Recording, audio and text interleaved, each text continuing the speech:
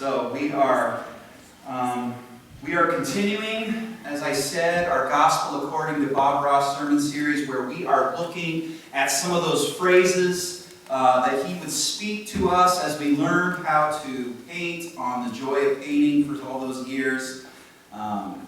Things that he said were very encouraging and uplifting and evoked truth that we find in the scriptures that we read that point towards a life lived with faith. And so we have so far looked at these quotes. We've looked at, we don't make mistakes, we have happy little accidents. Trees cover up a multitude of sins. The secret to doing anything is believing that you can do it. It's the imperfections that make something beautiful. If we all painted the same way, what a boring world it would be. Don't be afraid to scrape off the paint and do it again. All it takes is a little change of perspective and you begin to see a whole new world. And then last Sunday night we looked at friends are the most important commodity in the world. Even trees need a friend.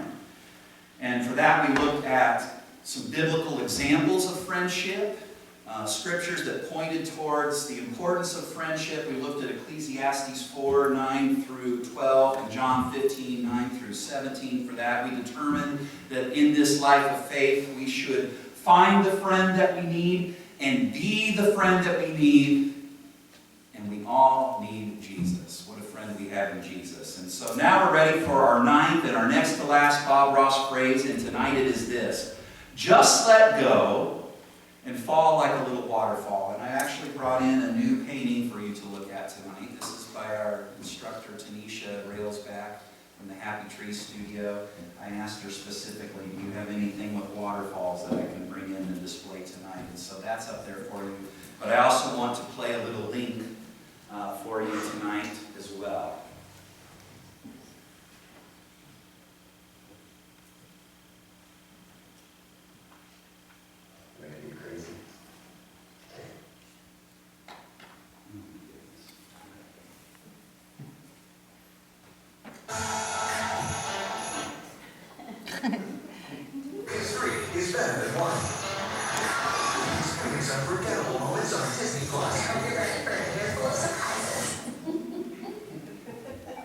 You can ask these guys, I made sure that everything was like ready to go. I'm like, I gotta play through these ads so they don't have to watch these ads, but as you can see, it didn't work. It's not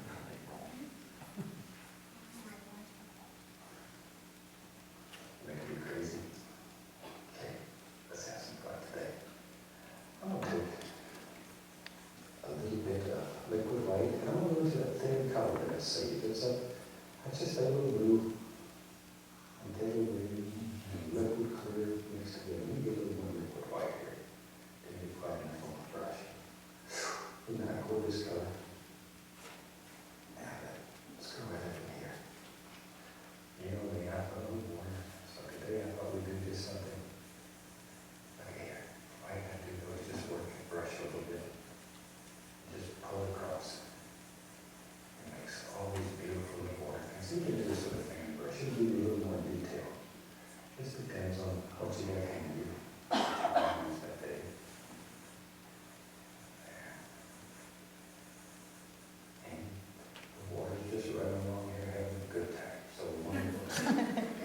It is having a super day. And it comes right along here and somebody pull the plug. And off it goes. There. So you come straight from the waterfalls.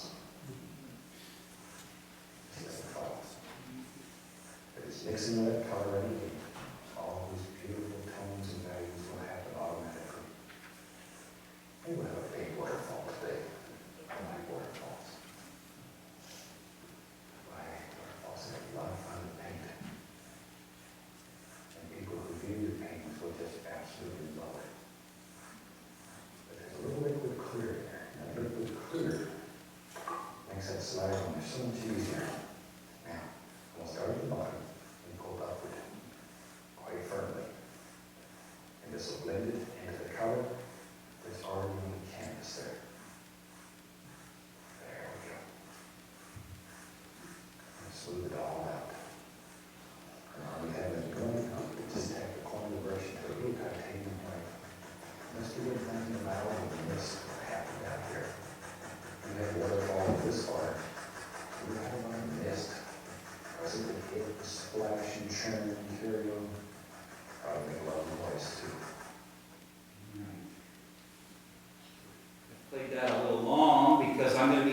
about relaxing tonight, so hopefully that relaxed you a little bit, listening to Bob.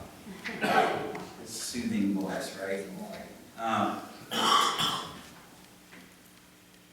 Before we start talking about waterfalls, I want to look at those scripture passages tonight that will relate to this. Let's look at Psalm 37, verses 4 through 6 first. Listen to those words again. It says, "Take delight in the Lord, and He will give you the desires of your heart. Commit your ways to the Lord. Trust in Him, and He will do this. He will make your righteous reward shine like the dawn, your vindication like the noonday sun." How does that sound to you tonight?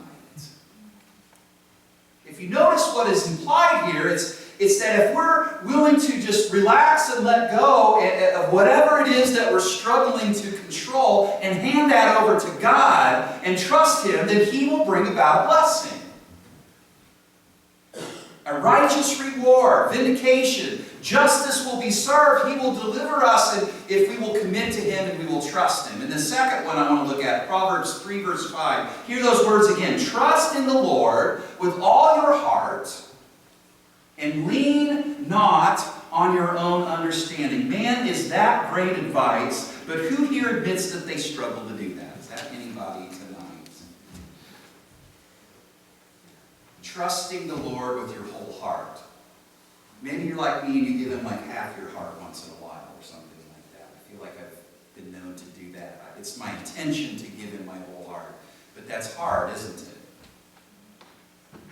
How many of you, and it says, lean not on your own understanding. But some of us, I think we got to know everything. How many of you in here hate surprises? You got to have everything figured out. You got to have a plan for everything. You got to try to figure out what people are going to do and sort of orchestrate that.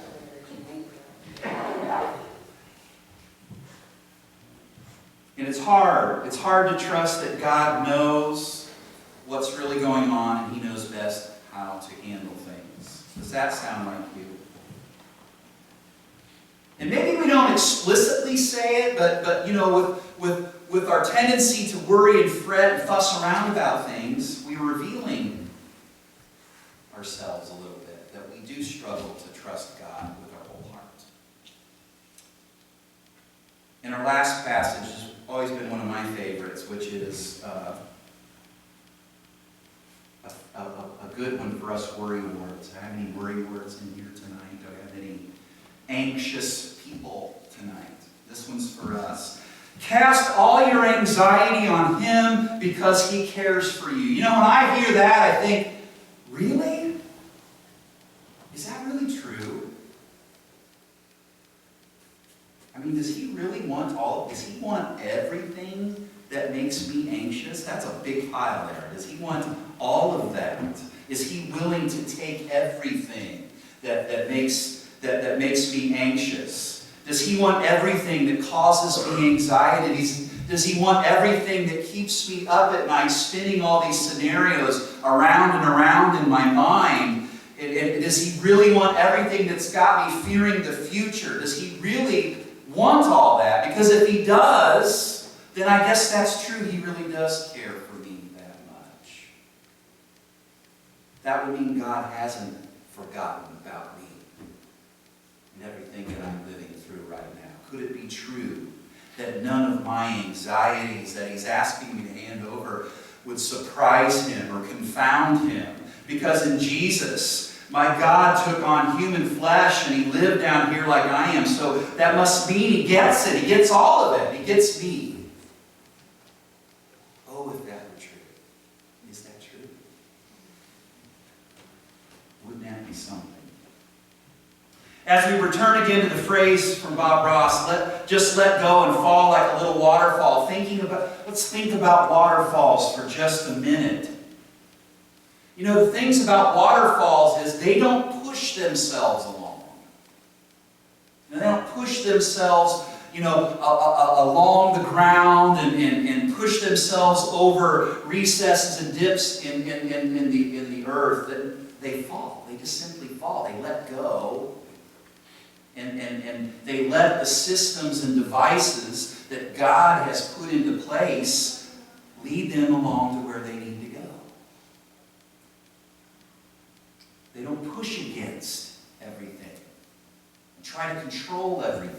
They simply fall. But I think there's something to be learned in that, don't you? Something we can learn from waterfalls, as well as these passages we're looking at. Number one thing tonight is relax. How many of you struggle to relax? Like really, truly relax? That can be hard, can't it? Sometimes we feel like we've always got to be doing something. Who am I always got to be doing something, people? Okay. You're in the right place tonight. Some of you are calling each other out on it. But I get that. Some of us feel like we got to always be doing something. And that can lead us into some things sometimes. That can lead us into thinking that we need to be trying to do something that we have no business trying to do. We don't have the faculties to do it. We don't have what it takes to do it. But we think we have to be doing it. But it's never going to work that way.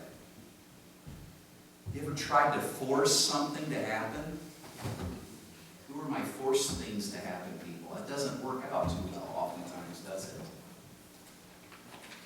There are things in life, I'm sure you figured out, and it's hard for me to remember it too, that we just can't force to happen. Just can't force it to happen. We've got to relax and let some things happen.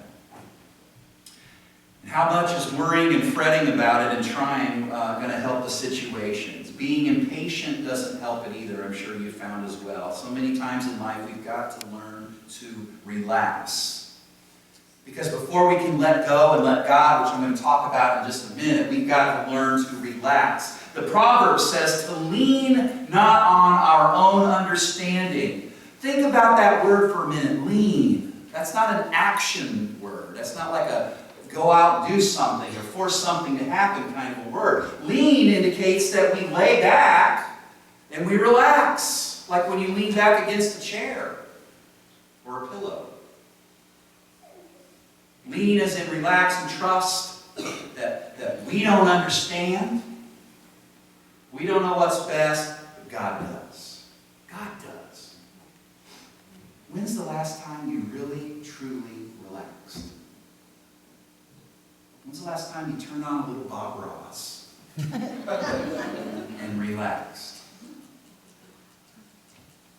I got a guy, I've said this before, I've got a guy at my other church, and he's in agriculture, so he's been working some long days, but he's probably not having trouble sleeping at the moment. But there's times he says, when I have trouble sleeping, I turn on some Bob. That helps me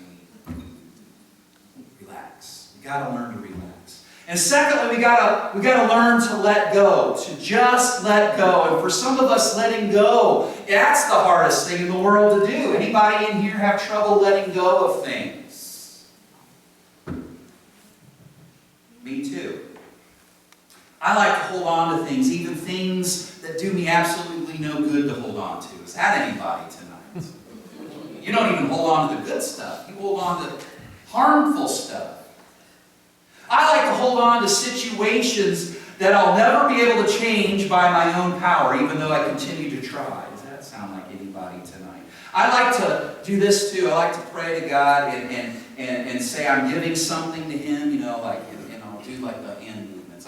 God, I'm giving this up to You, and I'm giving to You my finances and my health and my family, my future, my ministry, my life. And then I just kind of still like to hold on to it.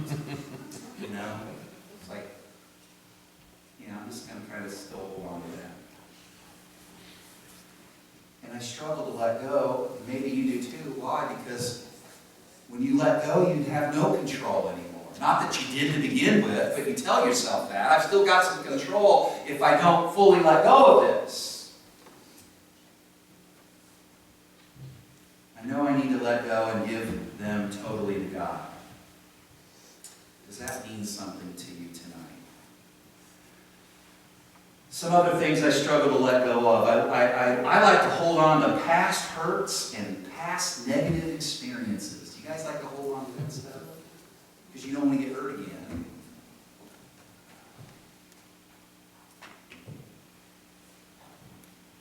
don't, as 1 Peter 5:7 says, cast all our anxiety on Him, in other words, let go of all of it, then we can't get to the third thing that I want to mention next.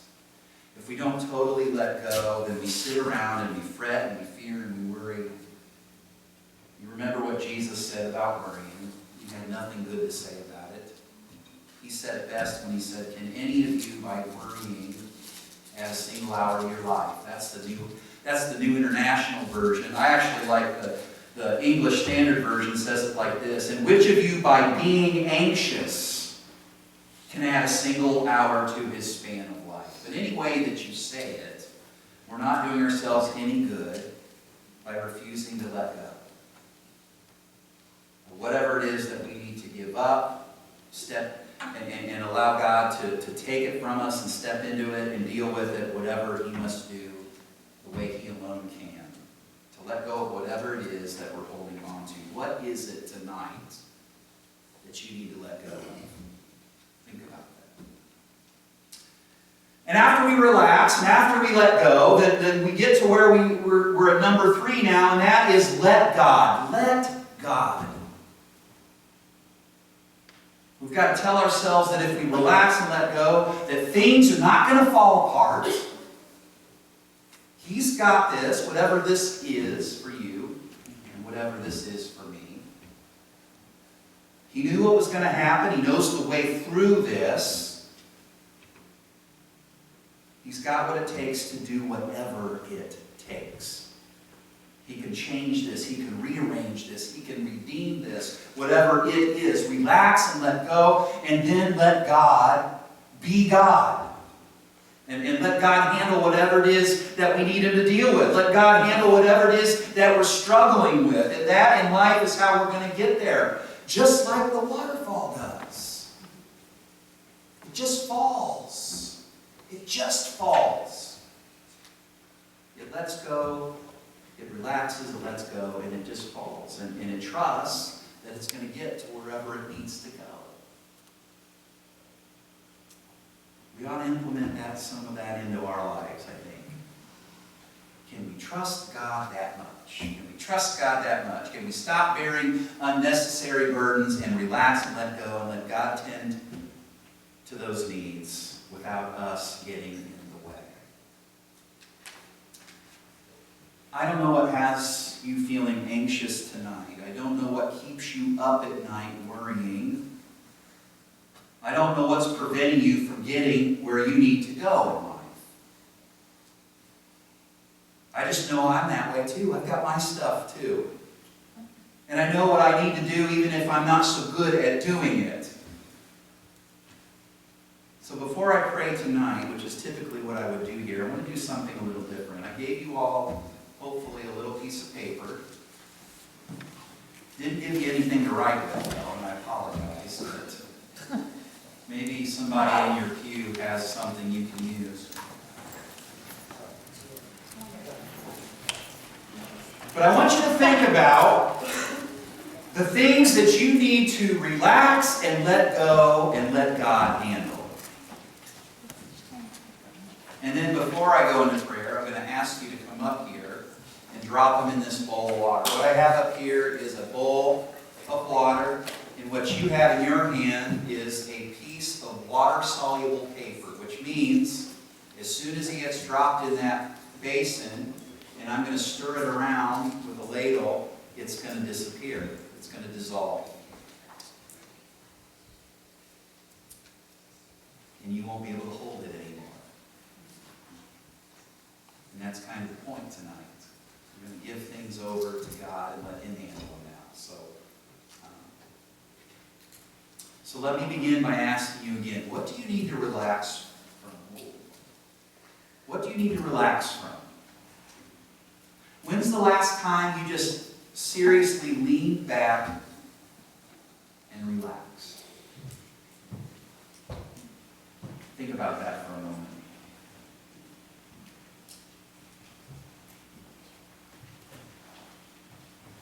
And what do you need to let go of? What do you need to let go of? Write down the things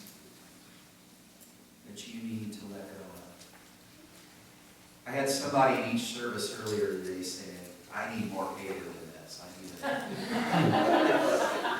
So if you get to the book, the second side, and there's just enough, just put everything, everything.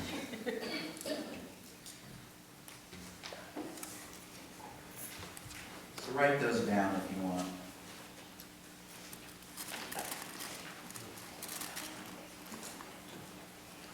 I'm going to write my things down too.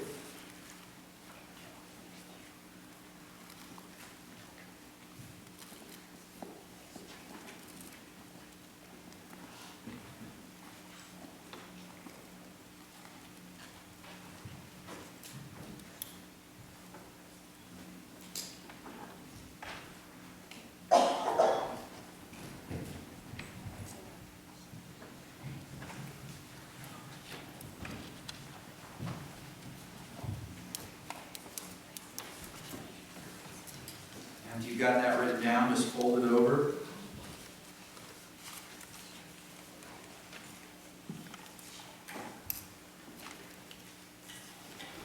It's calm. It's calm. God's got it down. Would you be willing to play a little bit, something, while we just have the people?